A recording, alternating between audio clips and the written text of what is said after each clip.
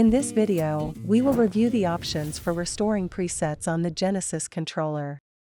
These options will restore settings back to their factory defaults. From the home screen, find and press the menu option located in the bottom left corner. Scroll down to find and select number 5, Restore Presets. From here, you will see 4 different options. Option 1, Restore User Programs, allows you to restore any of the first 12 user programs in the controller back to their original factory settings. Select one of these programs and press Restore to revert it to its factory state.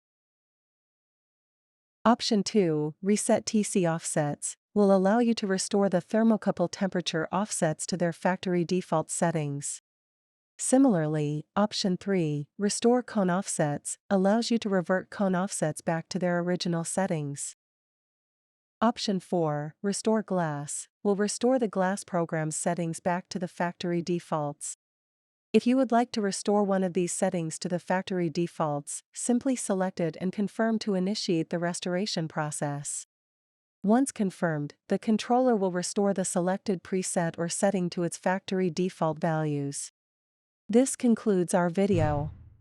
Remember to stay informed about future updates by visiting L&L's website at hotkilns.com.